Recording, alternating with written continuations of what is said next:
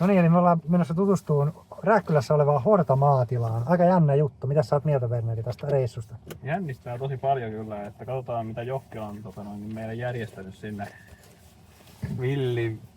vihannes viikonloppu. Niin, mitä odotuksia? Vai onko ihan semmoinen Ei ole täysin avoimin? Kannattaa mennä avoimin mielin. Ei, niin. Sitten se yllättää positiivisesti. Kyllä. Sarjetta luvattu.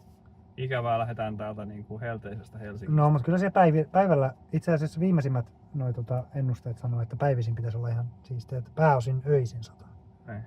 Öisin ja aamulla, niin päästään tuoretta villivihannesta poimiin sitten. Kyllä. Joo, täältä lähdetään 5 tuntia ajellaan Helsingistä niin Teslalla. No niin, tässä matka jatkuu kohti Rääkkylää. Ollaan missattu jo 2 ramppia ja ollaan menossa kohti itärajaa, eli mahdollisimman itäistä reittiä kohti Virolahtea. Niin tämmöistä pientä seikkailua tuntuu tässä. Vähän pidemmän kautta. Mutta mikäs tässä katselessa maisemia? Siellä on tyypillistä suomalaista, tai aika hiljastaan itse asiassa täällä itärajan suunnalla. Ehkä valittiin ihan oikein. Saa ajella rauhassa. Kyllä. No niin, täällä ollaan nyt sitten Rääkkylässä Hortatilalla. Siinä näkyy itse Hortatila. Täällä on sauna lämpimänä ja siinä on itse Mr. Horta.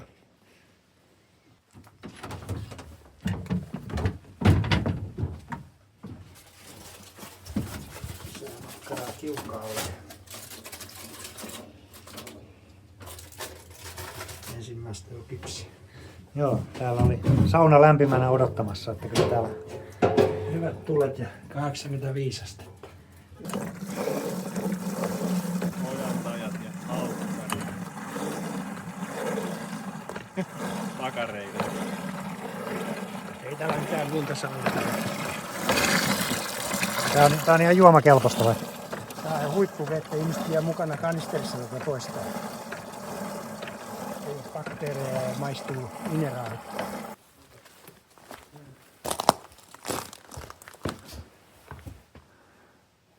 Tää vuodessa on vain saa pari vuoteen ja täällä ensuite toilette. Saimaalla kun ollaan menty. Hyvin ilmastoitu rakennus. Hyvin ilmastoitu. Ja ei ole ääni eristetty, että luonnon äänet kuuluu tänne hienosti. Niin. Lisäplussa. Mennään kaivuun. Lähdetään katsoa. Yksi se puree. Tulee pari kiveä sitten päälle. Ei pitäisi.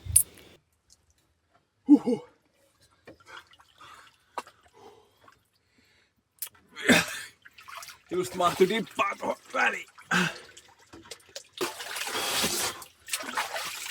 Nyt on raikasta kyllä.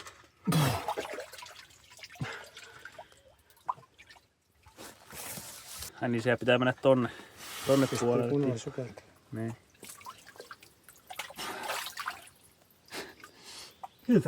Kyllä tää ihan raikasta.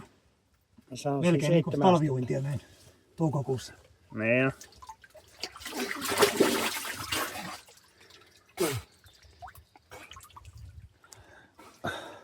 No niin. Painovoimatoiminen suihku ei toiminutkaan, niin testataan tämmöistä modernia akkukäyttöistä suihkua. Siinä on tuoretta kaivovettä. Aika raikasta on kyllä. Mutta suihku toimii hienosti kyllä. Hyvin hyrrää. Oho, ja taas saappaat täällä. Oho. Käteensä iskee sinne veteen. Mitäs meni yö? Jaa, se meni nukkuessa. Sulla? Ihan hyvin. Täällä on Joo, ei ollut hyttysiä ja ihan hyvät olosuhteet. Täällä on seinillä Joukon tekemää taidetta. Tänähän teki ilmeisesti 20-vuotiaana käytyään New Yorkissa. Mitäs Jokke sitä selittikään? Että siinä on joku... New York is cracked. Niin. Big Apple. Niin, siellä oli crack-epidemia silloin, kun Jokke siellä kävi. Big Apple is cracked. Sitten löytyy myös delfiini delfiinitaidetta ja siinä on Alisejärveltä Nokialta maalattu tää. Tämmöstä. Huomenta. Uusi päivä on alkanut ja Hortafarmilla on kaikki hyvin. Hortamestaria ei ole vielä näkynyt. Hän on tuolla omassa asuntovaunussaan vielä koisimassa. Me syödään aamupalaa ja katsellaan maisemia. Kahvi tippuu tuolla taustalla ja tästähän se sitten lähtee kova action-päivä käyntiin. Kyllä. Tässä nautitaan hortapitosta aamiaista ja siellä kerätään lisää hortaa aamiaispöytään. Mitä löytyi? Ihan peruskasveja, eli vakukanlehtiä, siankärsämöä, vuohenputkea, maitohosmaa. Näitä voi laittaa ihan vaikka leivän päälle. Tai Tässä menee vaikka sen juuston alla, niin niitä ei edes huomaa, kun nyt tulee rasvaa mukaan. Niin taittuu vähän. eli siitä pro tip aamiaisen tuunaamiseen. On kato koristeet pintaan. Vakukanlehtiä kannattaa erityisesti ottaa, Ne kiinnostaa. koska nämä puhdistaa maksaa. Että siis ihan pieni määrä, on 5 kappaletta hoitaa päivittäin. Terapeuttinen aamussa. Tuossa vähän sellaista niin kuin sitruunan makua ketunleivästä. Siinä. Kuvaat nyt tätä annosta. Kato.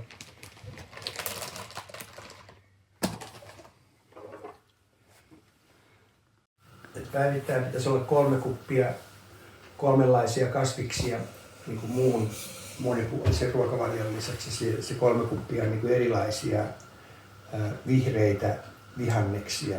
Ihmiset käyttää sitten jotain salaatinlehteä, mutta noissa villivihanneksissa on 10 kertaa enemmän antioksidantteja, fenoleja, vaikka mitä kuin luomusalaatissa kaupassa. Ja sitten jos se on 3 päivää sitten kerätty se salaatti, niin se on mennyt puoleen vielä, mitä siinä alun perin oli. Tuossa äsken haettiin aamiaiselle villivihanneksia, niin se on 2 minuuttia 20 metriä on se harvesting time. Et se tekee jo ison erän pelkästään. Ja sitten jos se pannaan suoraan pakkaseen, pakastekuivaameen, niin siinä on 97% tallella. Eli tästä tulee niin tämmöinen superfood-tuote, mitä me tehdään Keski-Euroopan markkinoilla. Täällä on suurimmat URAC-arvot, ravintotiheys, mitä missään ruuassa suomalaisessa villivihanneksissa. Siis tästä voisi tehdä bisnestä, että Suomessa on arvioitu, että se kuusenkerkka, millä olisi kysyntää Suomesta, niin kuin vähintään 500 miljardia euroa, joka jää keräämättä. Että ei löydy kerääjiä tai kuusikkoja sopivia. Tämä on niin kuin yksi jatkuva asia, että jos Suomen taloutta pitäisi laittaa kuntoon, niin pitäisi mennä pusikkoon ihan niin kuin oikein systemaattisesti ja tehdä maatiloja, jossa se on nopea se harvesting time. Jos mennään mettästä keräilemään, niin siellä monen tunnin päästä saa viet sen vasta kuivaukseen, pakasteeseen, mihin tahansa säilykkeeseen. Se on liian pitkä. Pitäisi olla hortatiloja. Täällä on merkki, että nyt loppuu. Tässä näkyy 1904 rakennettu tämä hortatila.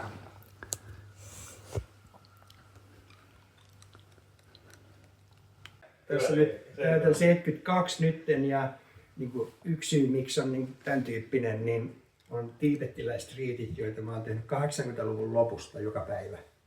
Siinä menee 5 minuuttia ja mulla on lukunäkökin tässä ja jos mä en tee niitä, niin se alkaa karata ehkä sinne, missä se normaali 70-kymppisellä on. Mutta mulle antaa ihmiset kaupassa, että katso sä paremmilla silmillä, mitä tässä lukee tekstissä, niin siinä on tämmöisiä 5 erilaista liikettä. Että yksi on pyörimisiä, yksi on tämän tyyppisiä ja sitten on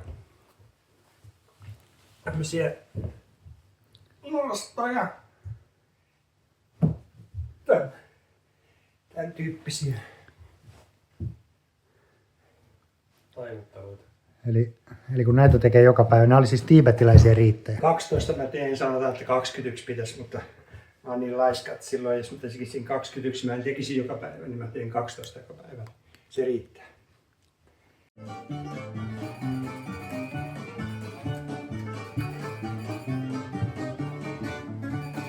Hei, hei, hei, hei, hei, hei!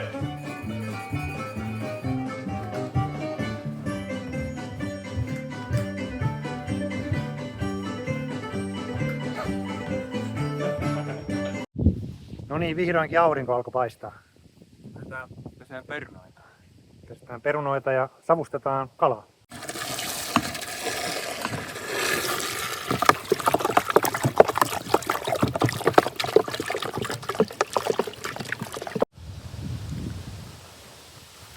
Täällä valmistellaan kalojen savustusta. Nämä oli muikkuja vai? Ja hakee vielä sokeripala tuohon leppäsavun päälle. Meillä on nyt savustettua silakkaa tulossa ja uusia perunoita ja niiden kanssa on aivan mielettömän mahtavaa on hortahakkelus. Tässä ollaan tekemässä sitä sillä, että siellä on pääosin tuoretta vuohenputken versoa, hyviä voikukkia, mustan viinimarjan lehtiä, maitohorsman latvoja, ketunleipää, sitten myös poimulehteä. Nämä kaikki laitetaan nyt kasaan sillä, että ne tasaisesti sekoitetaan, leikataan, silputaan, laitetaan öljyä, viinietikkaa ja suolaa siihen.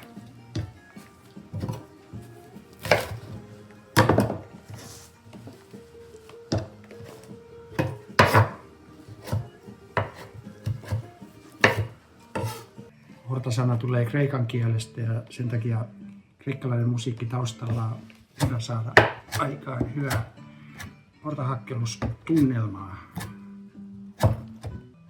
Silputtu tällä tavalla, siihen aletaan laittamaan näitä tärkeitä ainesosasia. Hyvää oliiviöljyä mielellään Kreetalta, kuten luomuknossos.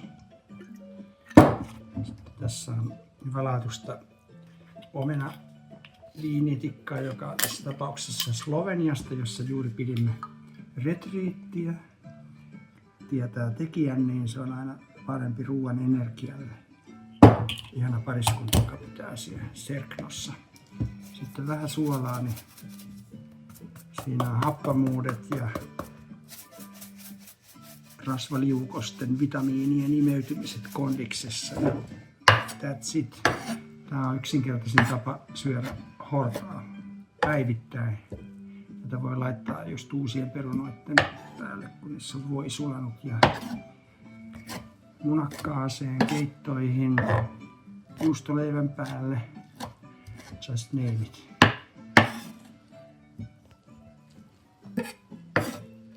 Se on valmis. Maistellaan vähän minkälaista sitä tuli.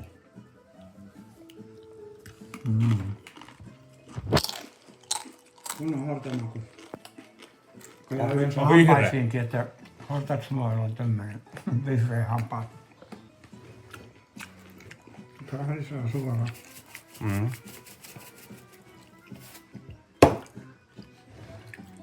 No, MP. Vihreän makusta. Tasapainoinen. Maistuu terveelliseltä vai? Tuoksuu antioksidanteille. Nyt kun laitan vähän lisää suolaa, niin tuli vähän ytyä. Sellaista vähän prästää liikaa. Mutta... Makeuttaa jo hirveästi. Hunajaa. Siis se on, ei. Siis se koko juttu on täällä, että oppii syömään karvaita aineita, jotka antaa viestin aivoihin, että Nyt on karvasta. että sulla on nyt ravitsemus kohdillaan. Että siis se antaa ne karvasaineet, antaa viestin, että ei halua tyhjiä kaloreita. Jos sä syöt jotain makeeta, niin sulle tulee koko aika viesti, että sä et ole ravittu. Ja sit sä haluat lisää tyhjiä kaloreita. Niin tässä tulee karvasaineista viesti aivoihin, että vihdoinkin kunnon kamaa, siis jo kivikauden geenit kertoo sen meidän aivoissa. Meillä on 95% kivikaudelta geenit, että sorppa meidän pitäisi niiden mukaan toimia, eikä TV-mainosten mukaan.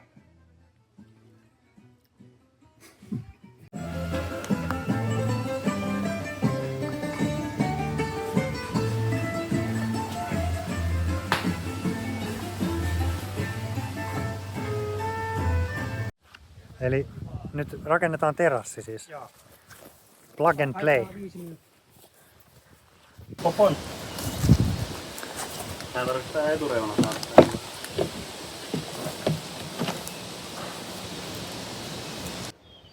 No niin, uuden terassin avajaiset. Täällä on hortahakkelusta, savumuikkua, silakkaa ja uusia perunoita.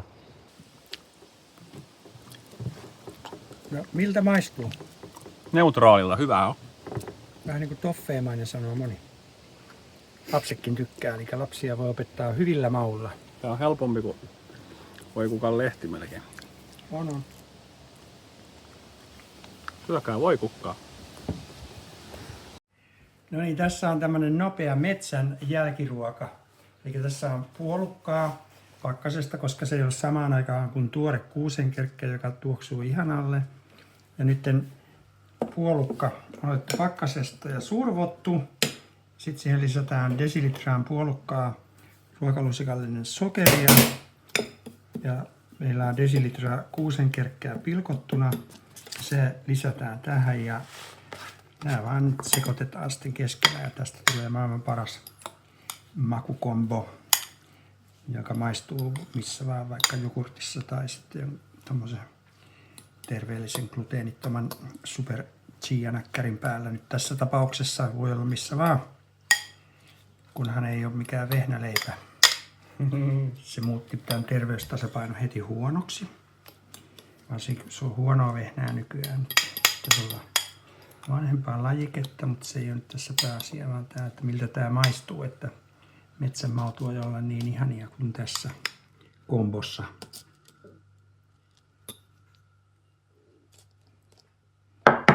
Ja kokeilkaa sitten. Ja sitten mutteripannun kahvista vähän kahvetta päälle. No niin. Jaetaanko me tän? No, eikö ota noista?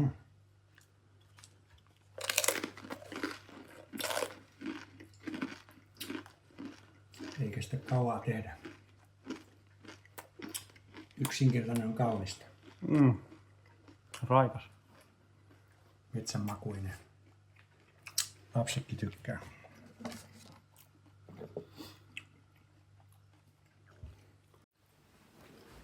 Ihan varoituksena, että tähän tulee ihan mieletön addiktio. Oh my god.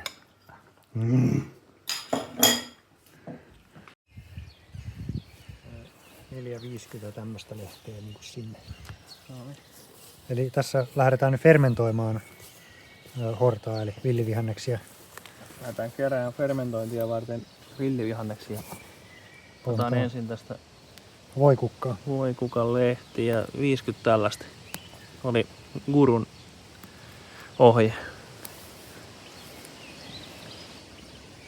Vuohenputkea se on niin kuin tämmöisenä nuorena versiona parhaimmillaan maku ja ominaisuudet. Näitä samoja.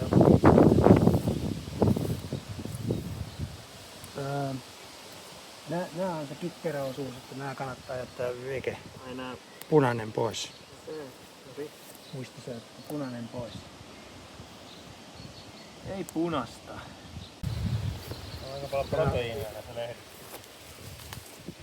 Vanha lajike musta viinimarja voi olla nuorempikin, mutta siis tämmönen mitä vanhempi puskarista parempi. Tää voi olla 30, tää on niinku tämmöistä makuaineesta, että tää on niinku tämmönen ja varsineen nimenomaan, että se on tuomassa siihen sitruunaisuutta. Eli se oli ketuleipä. Niin. Se oli ketunleipä. Periaatteessa vielä tämmöstäkin ottaa, mutta on nuorempaa. Sitäkin vielä löytyy kohta, että sitä ei enää ole. Siis tää on edelleen hyvä, siinä on erilainen vihreys. 50.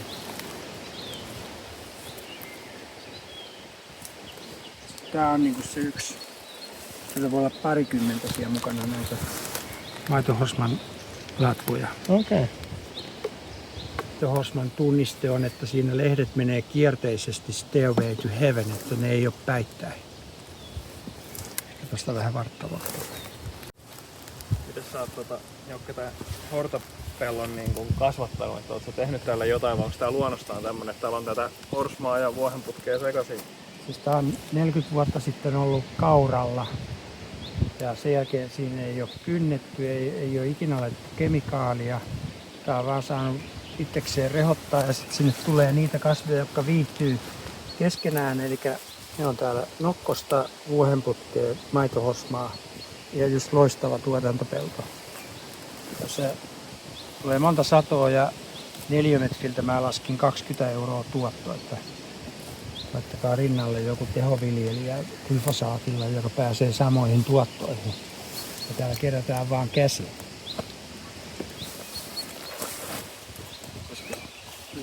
Se on se suurin säästö, että ei me kemikaalirahoja lannoitteisiin, myrkkyihin, ei ole traktoreita, joilla levitellään niitä ja keräillään. Siis se on mieletön säästö, että se on niin se suurin tuotto. Hortan fermentointiin laitetaan nyt purkkiin, laitetaan hortan lisäksi kaalia, koska luomukaali erityisesti on vähän kallista, varsinkin jos se on suomalaista, niin se on mikä imee rautaa maaperästä ja se on tarpeen bakteeritoiminnalle fermentoinnissa. Sitten, kun meillä on paljon vuohenputkea, laitamme siihen myös porkkanaa, luomuporkkanaa, että se lähtee fermentoitumaan, että se ei ole mitään glyfosaattimyrkytettyä. Se synkkaa siihen. Sitten vaalla laitetaan veteen 1,5% suolaa. Kaivovettä. Purkki on taarattu nollaksi. Kaadamme sinne kilon vettä.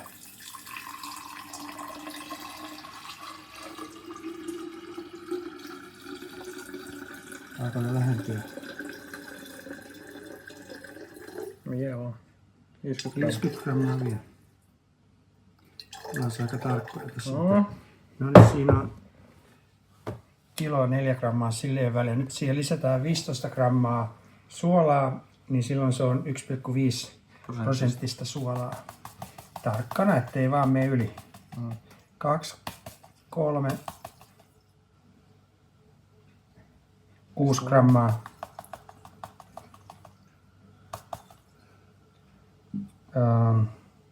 Se pitäisi olla 19, pitäisi päätyä. Menee vähän jälkijättöisesti toi paino. Jep, nyt siellä on 1,5% suolaa. Sitten voidaan tunkea sinne, mitä me on tässä leikattu. Mistä me aloitetaan määrin? Vaikka kaalista, koska se on jo pilkottu sopivaksi. Sitten seuraavaksi vaikka porkkanoita rupeaa tykkään siinä ja lopuksi laittaa toi. Ja niitä huomaatte, niin ei kuorittu. Niitä on huuhdeltu kaivovedessä, mutta ei ole kuorittu, koska siinä on hyvää maabakteeria tuossa kuoressa nimenomaan. Mutta on se huuhdeltu, että siinä ei ole multaa. Sinne menee.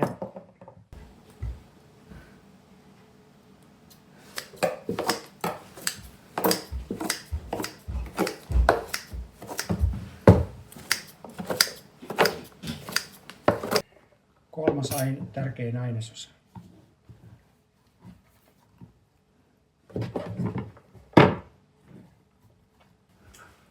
Maailman yksinkertaisin juttu on nokkosen ryöppääminen, mutta moni haluaa tietää, miten se tapahtuu. Eli panemme valmiiksi kiehuvaa veteen nokkosta ja annamme sen kiehua noin 3 minuuttia.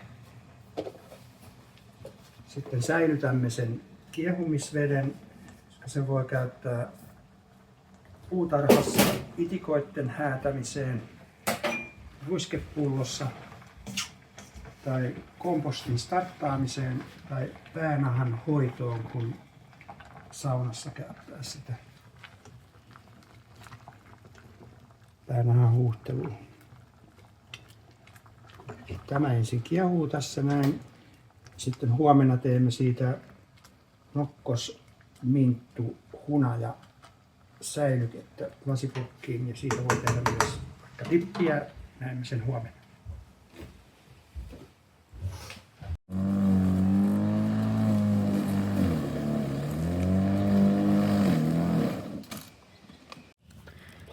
No niin, iltapalaksi grillataan sitten maitohorsmaa, joka on kääritty pekoniin, eli tämmönen lihaani ratkaisu.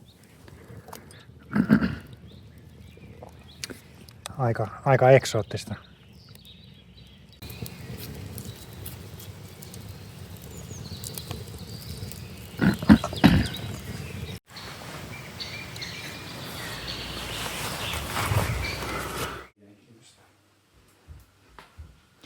No niin, mitäs täällä valmistuu? Tässä tehdään eilisistä keittoperunoista. Ne on tuolla hortan alla. On sipulia. Munaneste laitetaan tällä näin, että se on tuohon omaan osuuteensa tossa. Ja sitten se, jos on vihreätä, niin se laitetaan tähän munanesteen päälle, että se ei ole suoraan pannun kanssa tekemisissä. Tää on siis horta-omeletti. Joo, horta tortilla.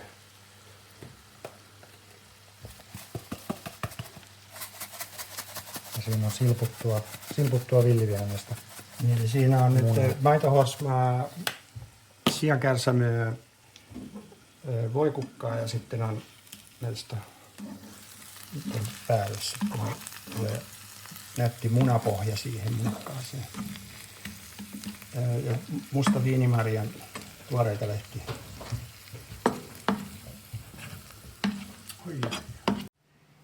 Kun se flipsauttaa sitten ympäri pannussa, niin siitä saa nätimmän näköisen ja siinä ei ole se vihreä palanen ja näyttää se idea. Nyt sitä syödään sitten vuohenputkihillon kanssa. Tässä on omenaa, villiomenan tyyppistä omenaa täältä näin ja vuohenputkea valtavasti. Hyvä hillo tulee.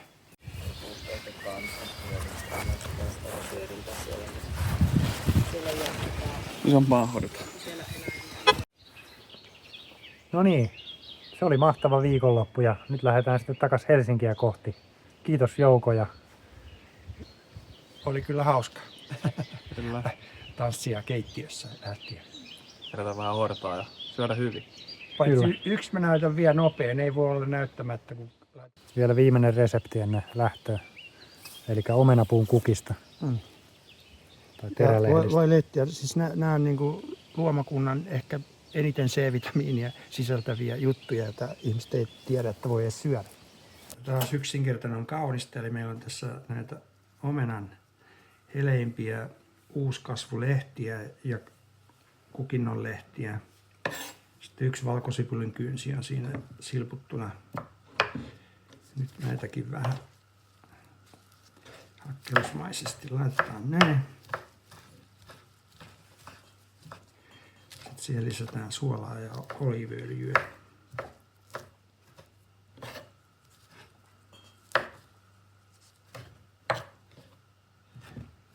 Sekoitetaan tuo valkosipulisen sekaan. Öljyt.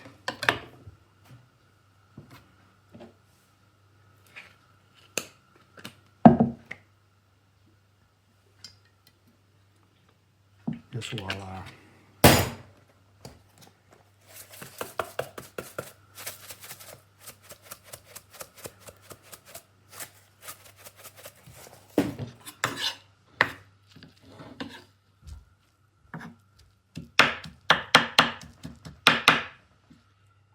Omenankukkapesto on valmis. Ei muuta kuin maistamaan sitten.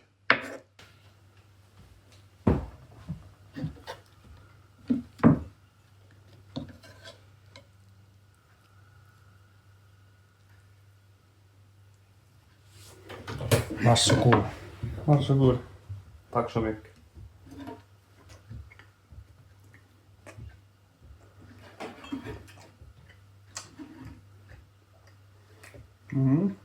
Odottamaan katkero.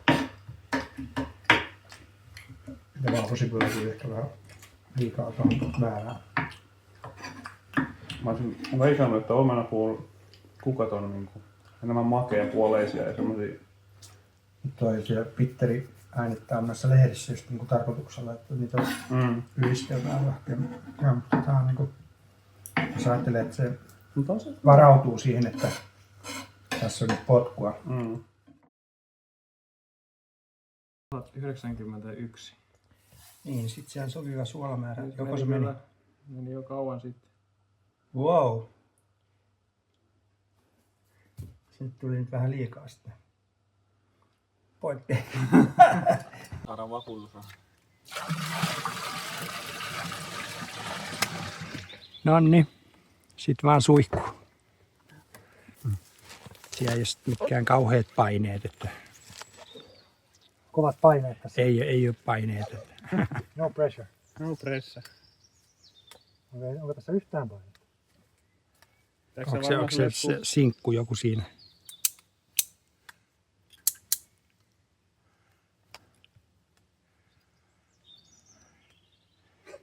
Onko se mennyt talvella tukka?